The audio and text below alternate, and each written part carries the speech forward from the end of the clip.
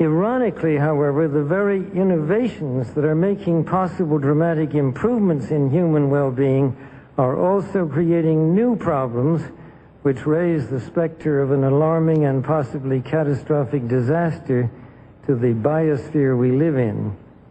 And herein lies the dilemma that we all face. Let me illustrate. Improved public health has caused the world's infant mortality rate to decline by 60% over the last 40 years.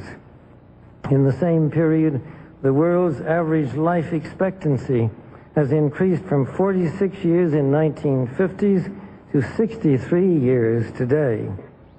This is a development which, as individuals, we can only applaud. However, the result of these positive measures is a world population that has risen during the same short period of time geometrically to almost 6 billion people and could easily exceed 8 billion by the year 2020. The negative impact of population growth on all of our planetary ecosystems is becoming appallingly evident. The rapid growing exploitation of the world's supply of energy and water is a matter of deep concern, and the toxic byproducts of widespread industrialization have increased atmospheric pollution to dangerous levels. Unless nations will agree to work together to tackle these cross-border challenges posed by population growth, overconsumption of resources, and environmental degradation, the prospects for a decent life on our planet will be threatened. The recent UN meeting in Cairo is appropriately focused on one of these key issues, population growth. But the controversies which have erupted at the conference illustrate the problem of coming to grips with issues that are deeply divisive and which have a profound moral dimension.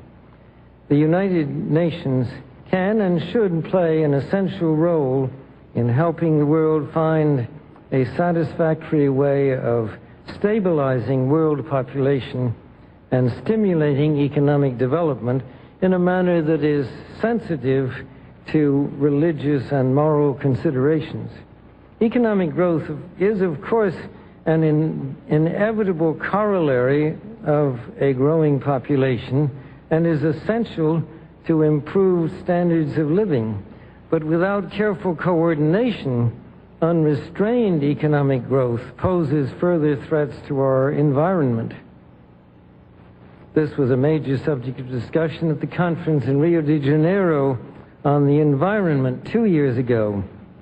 The focus then was on sustainable growth and global development. It was pointed out at the conference that growth is most efficiently managed by the private sector, but regulation of the process by national governments and international bodies is also needed, and once again, the United Nations should certainly be among the catalysts and coordinators of this process.